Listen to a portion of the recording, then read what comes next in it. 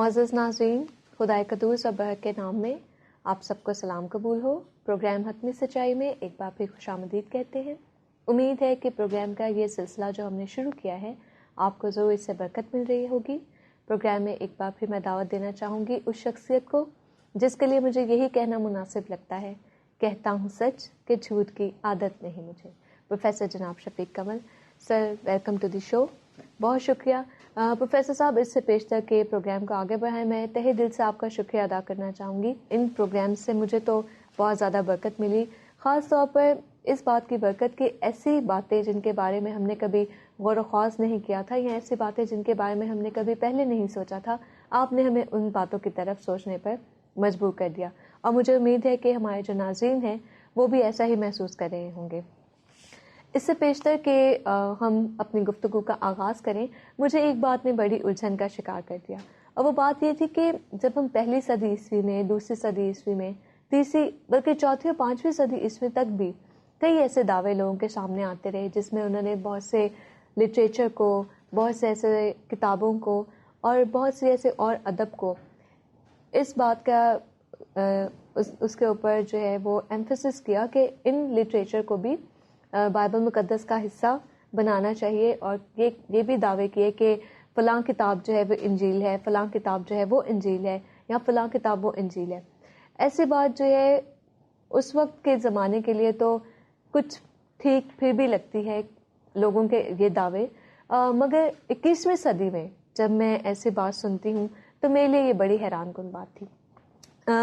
میں بات کر رہی ہوں اس کتاب کی جو کچھ دن پہلے میری نظروں کے سامنے سے گزری۔ کتاب کے رائٹر ہیں جناب تنویر مرشد صاحب، اور انہوں نے جو کتاب لکھی ہے یہ کتاب ہے دی گاسپل بائی جیسس، اور اس کتاب کے انہوں نے دعویٰ کیا ہے کہ یہ جو دی گاسپل بائی جیسس ہے دراصل یہی جو ہے وہ اصل میں انجیل ہے۔ شکریہ، بڑا دلچسپ آپ نے مسئلہ چھیڑ دیا ہے۔ ویسے تو ہر پروگرام میں آپ کے پاس کوئی نہ کوئی مسئلہ ہوتا ہے، لیکن خدا ہماری مدد کرتا ہے۔ بالکل۔ دیکھیں یہ کتاب مجھے دکھائیے ذرا کا، the gospel by Jesus by Tanvir Murshid. دیکھیں جو پہلی صدی میں مسیح یسوع نے جو کچھ کیا تھا، جو اناجیل کی صورت میں اس کو لکھا گیا، اس کا ایک کرائیٹیریا تھا جس کی وجہ سے ان کو کینن میں اور بائبل میں شامل کیا گیا۔ بہت سارے دوست انجیل کو ایک کتاب سمجھتے ہیں۔ انجیل کا مطلب ہے گڈ نیوز، اور گڈ نیوز یہ ہے کہ انسان چونکہ گناہ گار تھا اس لیے وہ سزا کا مستحق تھا۔ سب نے گناہ کیا، خدا کے جلال سے محروم ہیں، اور گناہ کی مزدوری موت ہے، تو انسان گناہ کی وجہ سے اس سزاوار تھا کہ اس کو سزائے موت دی جائے۔ مسیح یسوع نے صلیب پر آ کر کفارے کی موت گوارا کی۔ اب جو کوئی اس کفارے پر ایمان لاتا ہے اس کے گناہ معاف ہو سکتے ہیں، اور وہ اپنے گناہوں سے تائب ہو، اپنے گناہوں کا اقرار کرے اور مسیح کو اپنا نجات دہندہ تسلیم کرے، اور آئندہ زندگی میں مسیح کے ساتھ چلنے کا وعدہ کرے تو اس کے گناہ معاف، اس کی سزا ختم، اور وہ ہمیشہ کی زندگی کا وارث ہو سکتا ہے۔ That is good news. صحیح، مطلب جو انجیل ہے وہ ایک پیغام ہے، وہ ایک پیغام ہے، وہ کوئی کتاب نہیں۔ تو ان کتابوں کو اس لیے انجیل کا نام دیا گیا کہ ان کے اندر وہ خوبصورت پیغام موجود تھا، لیکن بعض حضرات انجیل کو ایک کتاب سمجھتے ہیں۔ صحیح۔ یاد رہے کہ کتاب اس انجیل کے پیغام کی وجہ سے ہے۔ اس کا ایک کرائیٹیریا تھا، ایسا نہیں ہے۔ اب ایک قادیانی صاحب ہیں، انہوں نے کہا کہ کرسچنز نے بائبل کیسے بنائی ہے کہ ایک بڑے سے ٹیبل پر کتابیں رکھ دی، ساری ٹیبل کو زور سے ہلایا، جو کتابیں گر گئیں وہ کینن سے باہر، اور جو کتابیں ٹیبل کے اوپر رہ گئی وہ بائبل میں شامل کر۔ صحیح، تو بڑا آسان نسخہ نہیں، ایسا نہیں ہے۔ دیکھیں پہلی صدی کے جو مسیحی تھے، جو مسیح کے شاگرد تھے، جو رسول تھے اور چرچ فادرز تھے، ایک کرائیٹیریا کا ان کو بالکل پتہ تھا، وہ پکا تھا کہ اس میں مسیح کی موت، مسیح کا جی اٹھنا، یہ اگر شامل ہے تو وہ کتاب انجیل ہے۔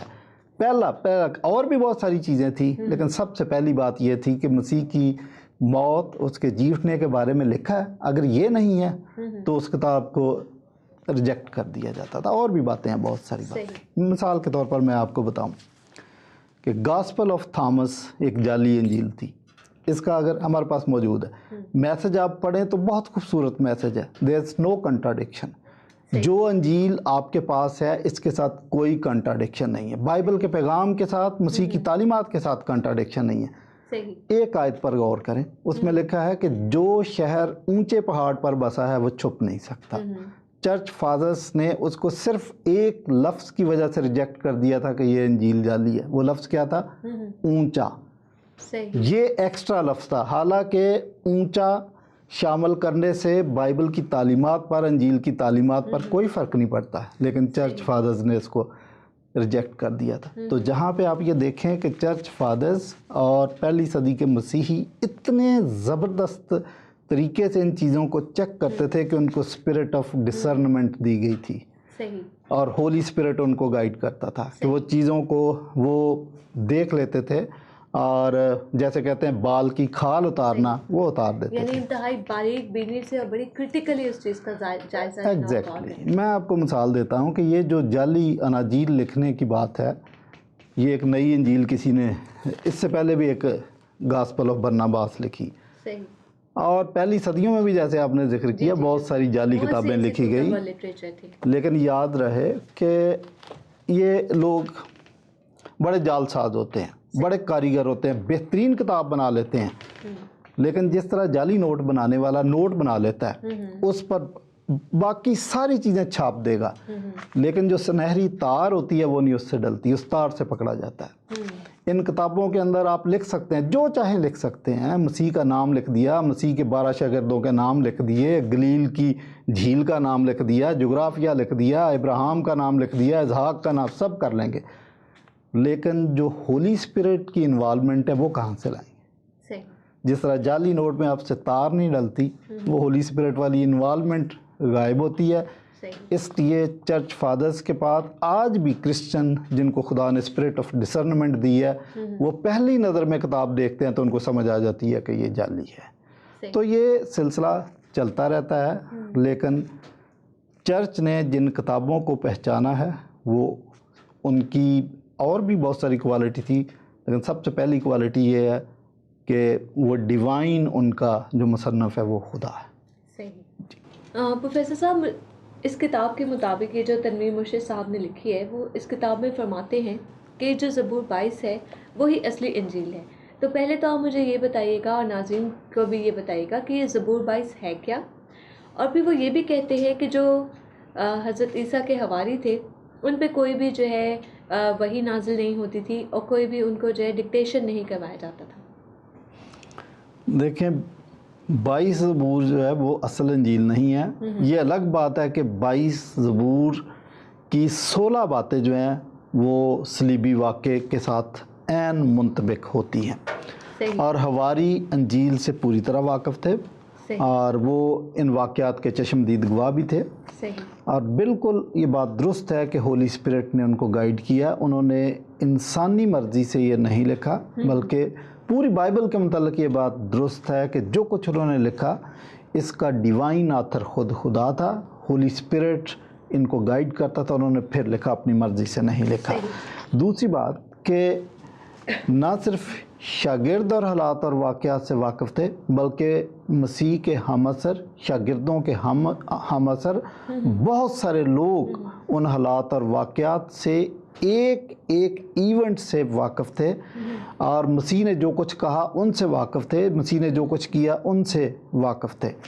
बल्कि चर्च उस मसीही पैगाम की वजह से मार्ज़ वजूद में आया था। मैं आपको एक और बात बताऊं कि अनाजील, न्यू टेस्टामेंट बाद में लिखा गया, चर्च पहले वजूद में आ गया था। और चर्च इसलिए वजूद में आया था कि मसीह यसू किताब मुक़द्दस के मुताबिक मुर्दों में से जी उठे थे। जी उठने की वजह से बिलीवर्स की तादाद बढ़ती चली गई। और जो लोग ख़ास तौर पर हमारे मुसलमान भाई अगर ये एतराज़ करते हैं कि शागिर्दों ने अपनी मर्ज़ी से लिखा, इनको होली स्पिरिट ने डिक्टेट नहीं करवाया, तो मैं आपकी दिलचस्पी के लिए बताता चलूँ कि कुरान मजीद में सूरह अल-माइदा की 111 आयत में लिखा है कि हज़रत ईसा के हवारियों पर वही नाज़िल होती थी। تنویر مرشد صاحب اگر یہ اعتراض کرتے ہیں کہ انہوں نے وحی سے نہیں لکھا تو وہ دراصل قرآن پر بھی اعتراض کر رہے ہیں. صحیح یہ تو اسی کو جو قرآن کی آیت ہے اس کی نفی کرنے کے بالکل نفی کر رہے ہیں. تو شاگرد پوری طرح مسیحی پیغام سے واقف تھے اور اس سے بڑھ کر یہ کہ انہوں نے ہولی اسپرٹ کی گائیڈنس میں لکھا ہے اس لیے درست لکھا. اس لیے انجیل کا جو پیغام نیو ٹیسٹامنٹ کے اندر موجود ہے وہ 100% درست ہے. اور 22واں زبور حضرت داؤد نے لکھا. حضرت داؤد نے زبور جو ہیں ان کی تعداد 150 ہے. صحیح 1 سے لے کر 150 تک نمبر. ان میں 22واں زبور جو ہے یہ اس کا ذکر ہو رہا ہے, وہ بھی داؤد کا زبور ہے. اس کی میں نے بتایا کہ کوٹیشن مسیح نے دی تھی اور بہت سارے 16 واقعات تقریباً 22ویں زبور کے مسیح کی صلیب کے واقعے کے ساتھ 100% منطبق ہوتے ہیں, پورے ہوتے تھے. پروفیسر صاحب یہ بھی بات ذرا بتائیے گا ہمیں کہ جو ہے اس کتاب کے مطابق تنویر مرشد صاحب یہ دعویٰ کر رہے ہیں کہ جو زبور 22 ہے وہ پہلے جو ہے وہ پرانے عہد نامے کے بجائے نئے عہد نامے میں تھا اور اس کے بعد جو ہے اسے بائبل مقدس کے نئے عہد نامے کے حصے میں سے نکال کر پرانے عہد نامے میں شامل کر دیا گیا, یعنی اس کی جگہ اور ترتیب کو جو ہے وہ بدل دیا گیا. تو کیا یہ بات درست ہے؟ ایک بات یاد رکھیں کہ جو بھی شخص جعل سازی کرتا ہے وہ کتنا بھی چالاک کیوں نہ ہو. میں نے آپ کو جعلی نوٹ کی مثال دی تھی کہ نوٹ بڑا خوبصورت بنا لیتے ہیں لیکن اس میں سنہری تار نہیں ڈلتی, ان سے اس سے پکڑے جاتے ہیں. یہ کتابیں لکھنے کا بھی جن کو شوق ہے جعلی لکھ کے اور کہتے ہیں کہ یہ تو اوریجنل انجیل ہے, تو یہ بھی کہیں نہ کہیں سے پکڑے جاتے ہیں. مثلاً اب تنویر مرشد صاحب نے جو نیا فلسفہ جھاڑا ہے کہ 22واں زبور جو ہے دراصل نیو ٹیسٹامنٹ میں موجود تھا, اس کو کرسچنس نے سازش کر کے یہاں سے اٹھا کے تو واپس عہد نامہ قدیم میں ڈال دیا. ایسا نہیں ہے. لگتا ہے کہ وہ بائبل مقدس سے واقف نہیں ہے.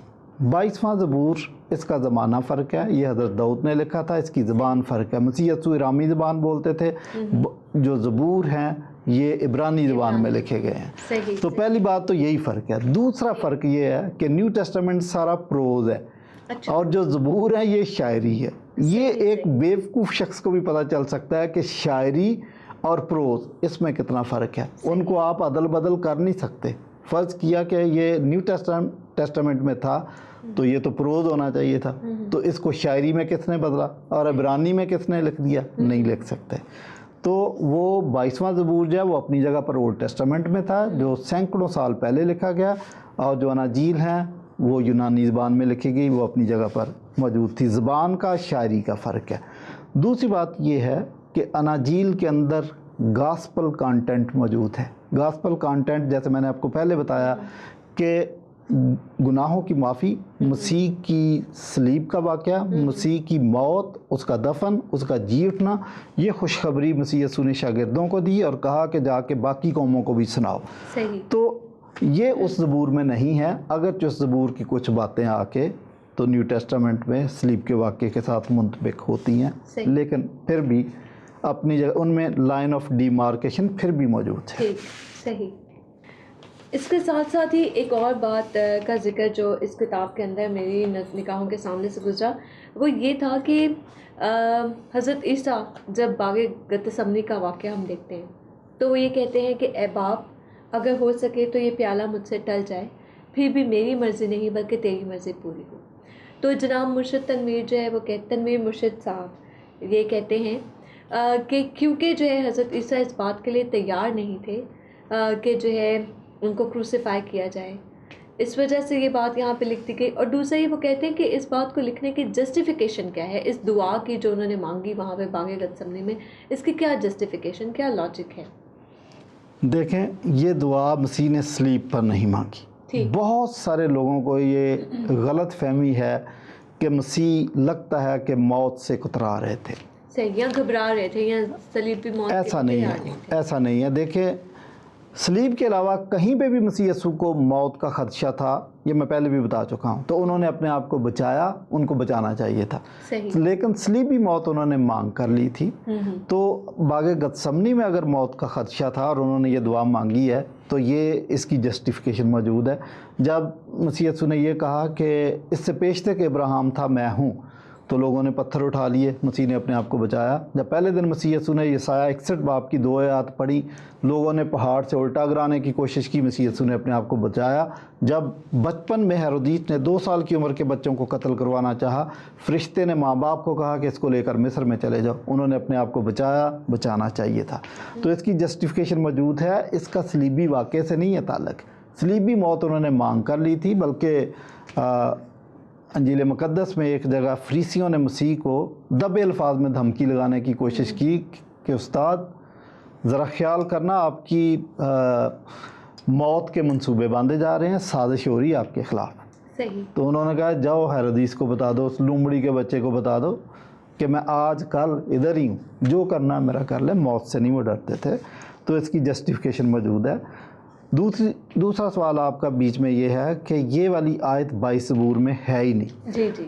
تو میں نے آپ کو بتایا کہ یہ لازمی نہیں ہے کہ مسیح کا پورا صلیبی واقعہ 22ویں زبور میں ہو۔ ہاں یہ بات تو میں بتائے جا رہا ہوں، اب تیسری دفعہ بھی بتا رہا ہوں کہ کچھ باتیں 16 باتیں 22 زبور کی صلیب پر منطبق ہوئی، لیکن یہ ضروری نہیں ہے کہ 22واں زبور پورے کا پورا صلیب کے ساتھ میچ کرنا چاہیے۔ ہاں ویسے تو 300 کے قریب اولڈ ٹیسٹمنٹ میں پیش گوئیاں موجود ہیں جو صلیبی واقعے کو کنفرم کرتی ہیں، پہلے سے لکھا ہوا ہے۔ ان میں یسایہ 53 باب اگر آپ پڑھیں تو یہ کمپلیٹ 100% صلیبی واقعے پر منطبق ہوتا، پوری کہانی بیان کر دی ہے شروع سے آخر تک، اس کی جتنی آیات کو پڑھا جائے وہ ان پوری آیات جو ہے اس پورے واقعے کو اچھے سے بالکل پہلے سے بے زبان برا اور جی سب کچھ پورا بیان کرتا ہے۔ تو وہ ایک ہے یسایہ 53 باب جس کو آپ پیش کر سکتے ہیں کہ یہ دیکھو پوری تصویر مسیح کی مصلوبیت کی اس میں موجود ہے۔ صحیح۔ لیکن کبھی کسی نے یہ دعویٰ نہیں کیا کہ زبور 53 جو ہے وہ انجیل ہے اور اس کو ہی جی نہیں کسی نے، حالانکہ وہ بالکل وہ میچ بھی کرتا تھا، لیکن اس کی تو صرف آپ جس طرح سے آپ پروفیسر صاحب بتائیں کہ اس کی صرف 16 باتیں ہیں جو کہ میچ کرتی ہیں، باقی زبور جو ہے وہ اسی طرح سے عام شاعری ہے۔ اچھا، اسی طرح سے یہ دعویٰ بھی کیا جاتا ہے کہ جو اناجیل ہیں، جو نئے نامے کا حصہ ہیں، ان اناجیل میں اختلاف پایا جاتا ہے۔ تو یہ کیسا اختلاف ہے اور اس کی کیا وجہ ہے؟ دیکھیں، اناجیل میں کوئی اختلاف نہیں ہے، لوگوں کو سمجھنے میں دقت پیش آتی ہے۔ میں آپ کو ایک مثال دے دیتا ہوں۔ یہ ہماری ریکارڈنگ ہو رہی ہے تو آپ یہ دیکھیں کہ انہوں نے 4 کیمرے سیٹ کیے ہوئے ہیں۔ جو آپ کی طرف جو کیمرہ ہے وہ فرق اینگل سے لے رہا ہے۔ اچھا، اسی طرح یہ چاروں کیمرے فرق اینگل سے تصویریں لے رہے ہیں۔ چلے میں ایک اور مثال دے دیتا ہوں۔ دلہا دلہن کی شادی کی جب ویڈیو بنتی ہے تو اس پہ بھی 4 کیمرے لگتے ہیں، تو فرق اینگل سے ہیں۔ اچھا، ایک کیمرے میں ہو سکتا ہے آپ کا ایک کان نظر آ رہا ہو، دوسرے کیمرے میں وہ کان نظر نہیں آ رہا، ایک کیمرے میں دونوں کان نظر آ رہے ہوتے ہیں۔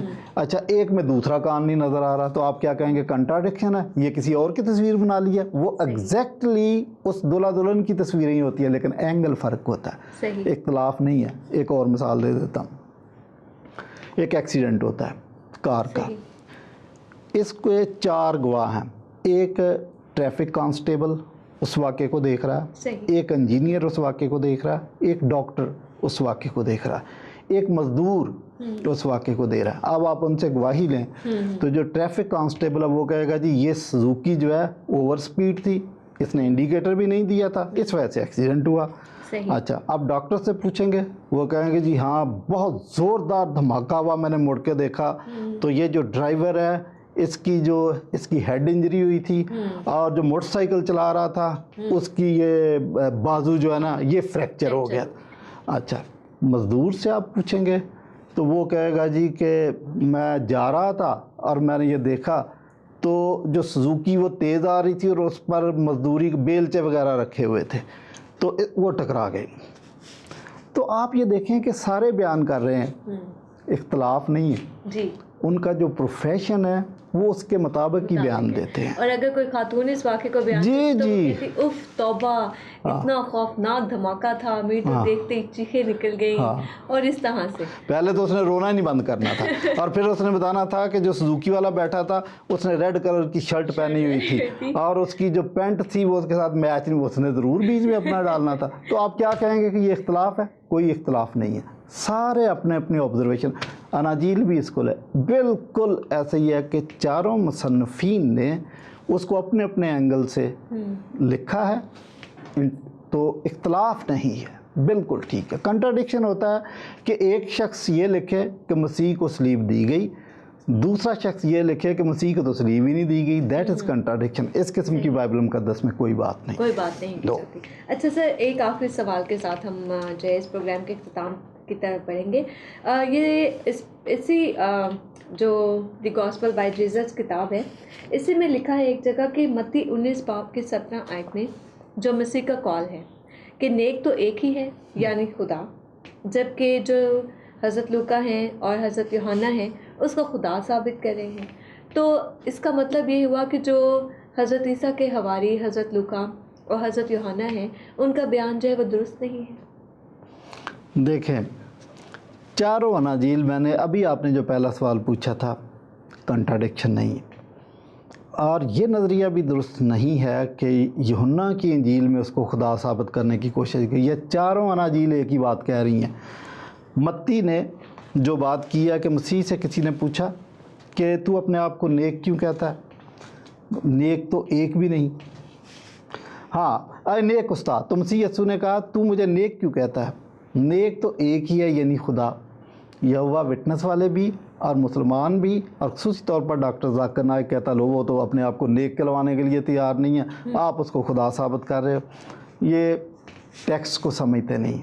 دراصل یہودی جو تھے ان کا مسیح کے ساتھ روز اول سے اختلاف تھا, اور اختلاف سب سے پہلا جو اختلاف تھا وہ یہی تھا کہ وہ اپنے آپ کو خدا ثابت کرتا تھا. جو ہی وہ یہ کوشش کرتا تھا یا ایسا بیان جاری کرتا تھا وہ پتھر اٹھا لیتے تھے کہ انسان ہو کر اپنے آپ کو خدا کہتا ہے, ہم تو کفر بکتا ہے, بلاسفیمی, ہم تو اس کو سنسار کریں گے, ہم تو اس کو صلیب دلوا دیں گے. ایک واقعہ بھی انجیل مقدس میں ملتا ہے جب ان کو جو ہے پہاڑ سے گرا دینے کی کوشش کی گئی تھی, وہ غالباً اسی وجہ سے.